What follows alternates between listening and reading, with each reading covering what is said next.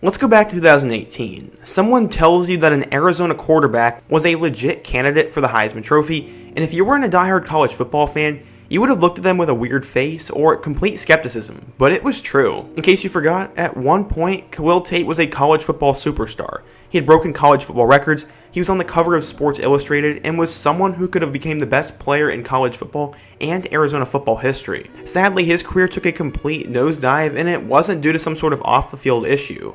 It was a very strange fall-off, and some view him as a huge and complete bust, but is he, and what the heck happened to Khalil Tate? Today we're going to talk about his story, his rise as a player, his Heisman hype, and ultimately what went wrong for the emerging superstar talent. But first, if you love college football, be sure to subscribe to the channel, give the video a like if you want to support, suggest another player I should take a look at next, and be sure to stay until the end. Now let's get started and talk about what happened to Khalil Tate. I've been having hood dreams, ball player, rap star, Billy been taken, BMW, I ain't got no black, call it dog Vader. Two twin Glocks and make them shake it like a salt shake. Ain't make it to the league, but I'm still ballin', I was born for this. Never thought I'd see the day when I can make it, should I go legit?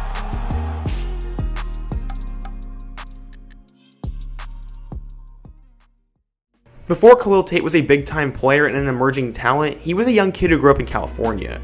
He was always an athletic kid and played as if he had a chip on his shoulder. People knew he was different and a big-time player when he was in middle school, and he was sort of a local legend early on. When he eventually got to high school, he wanted to play quarterback, but everyone saw him as an athlete. He proved everyone wrong, as in 2014, he completed 56% of his passes for 1,395 yards and 17 touchdowns, and he also added over 1,200 yards rushing with 17 scores on the ground, and he was a dual-threat kid. He had to split time with another quarterback, but that was pretty good for a freshman. His high school was seen as a pipeline to USC, and one would have expected him to consider the Trojans, which he did. He'd get an offer from Utah after his freshman year, and then Florida State and USC followed up quickly, and those are some big-time names, and I mean, it sounds good, right? Well, it wasn't exactly what Tate wanted to hear, as he had not convinced some of these programs that he could play his preferred position, which was quarterback. He estimates that about half of the 15 schools that extended him scholarship offers wanted him as an athlete, and one even wanted him as a nickelback.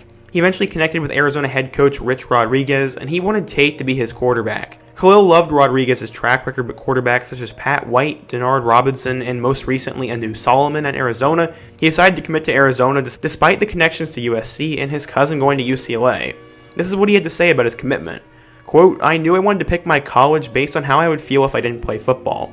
So how would I feel if I was just a regular student or if I got hurt? That's why he liked Arizona, but his commitment would come into question just a month later as Devin Modster committed to Arizona a few weeks later, and some wondered if USC would come back into the mix. His high school had sent guys like Adoree Jackson and Robert Woods to USC, so maybe it was possible that he could flip there. The coaching staff even said Khalil could come in and compete for the quarterback spot, but if he didn't make the cut, he would move to wide receiver and play that position. With multiple higher-ranked commits and competition under center, he decided to steer clear of the Trojans and stay committed to Arizona. So why exactly did schools not want to offer him as a quarterback, you may be asking?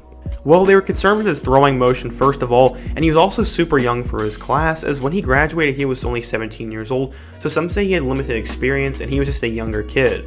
Devin Modster would eventually flip his commitment to UCLA, and now Tate had a clear path to his goals at Arizona, and he was thrilled.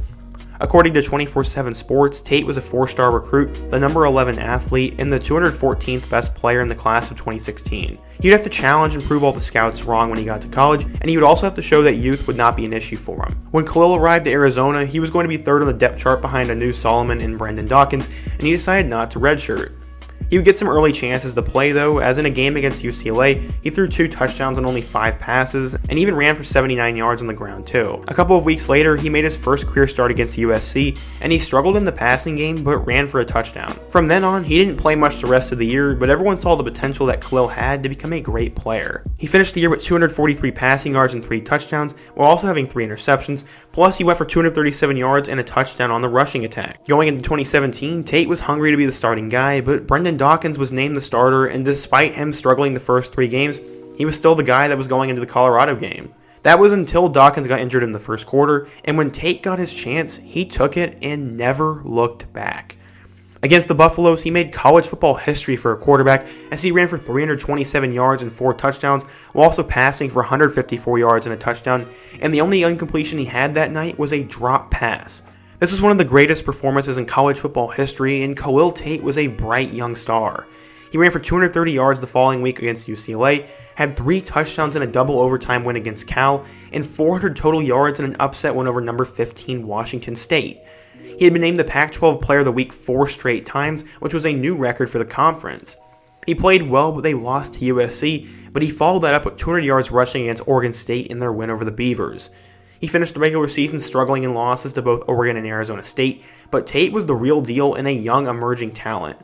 In the Foster Farms Bowl against Purdue, it was definitely a thrilling game, but despite 5 passing touchdowns from Tate, the Wildcats lost after a late score by Purdue. Somehow he was not a Pac-12 first or second team guy, as he was a Pac-12 honorable mention, as he finished the season with 1,591 passing yards with 14 touchdowns, and added 1,411 yards and 12 touchdowns on the ground. He had all the hype in the world, but Arizona almost hired Navy's head coach to be the next guy at Arizona, and apparently Tate tweeted out that he didn't come to Arizona to run the triple option, but he would later delete that tweet. Instead, they may have taken that to heart, and Kevin Sumlin was brought in to be the next head coach of the program, and many thought he would develop Tate into a superstar and a Heisman contender. Sumlin had developed Case Keenum at Houston and Johnny Football at Texas A&M, and people thought it'd be a ball and glove-like fit. Tate was on the cover of Sports Illustrated, and people were really excited for what he could do in 2018. But some say that this gave Tate a false impression that he had already made it. They lost their first 2 games of the season to BYU and Houston, and Tate did not play particularly well in either of those losses.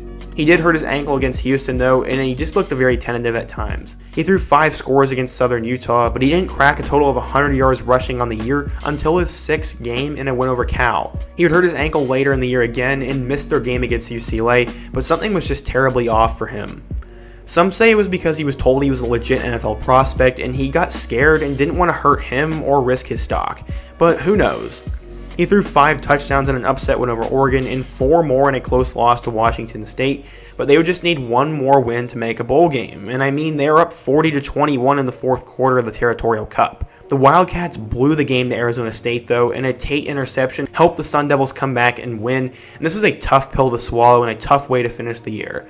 He was apparently harsh to the media at times and would come off as arrogant as well, and no one really had any idea if he'd be back in 2019. He requested and got an evaluation from the NFL, but he chose to come back to Arizona after testing the NFL waters, and there was even rumors that he would transfer, but that was all put to rest and he would come back. He did return in 2019, and in their first game against Hawaii, he played great, but his game-winning scramble fell short at the 1-yard line, and Arizona lost their first game of the season. He helped them beat Texas Tech and Colorado, but the rest of the year was a major struggle. Besides a 3-touchdown performance against USC, Tate would struggle the rest of the year, and so did Arizona as they lost their last 7 games, and everything was just a mess. He even got benched for Grant Gunnell at one point, and all the momentum he had gained was seemingly lost. Tate would finish the year with 1,954 passing yards and 14 scores, but he also threw 11 interceptions. His rushing numbers fell too, as he only had 400 yards and 3 touchdowns, and everything was just disappointing. He left for the NFL after his senior year, and he went undrafted in the 2020 NFL Draft, but he was signed by the Eagles, and they were going to try and convert him to a wide receiver, but again, nothing ever happened, and he never even made the team. It seems that Khalil Tate will have a massive battle ahead of him if he ever wants to make it to the NFL, and it's really sad to see all this happen. So the question is, what happened to Khalil Tate? Well, let's take a deeper dive. First, Kevin Sumlin was a terrible coach for him, and I think he really hurt Tate's development in his final 2 years. Second, he injured that ankle early on in the 2019 season, and his playmaking ability was always from his legs, and once the run game and that injury took a hold of him, he just didn't have that extreme advantage anymore, and he played scared. Like anyone who gains a lot of hype, it's a mental game. He got so much praise, was on Sports Illustrated, and everyone was calling him a Heisman candidate and constantly telling him how good he was. He may have let that got to his head, and he may have lost focus, he may not have worked as hard, or thought he was better than he had. I personally don't think that he got a lot of help at Arizona either, and there just weren't a ton of good playmakers for him to throw the ball to, and Arizona football was just boring and not good those last 2 years.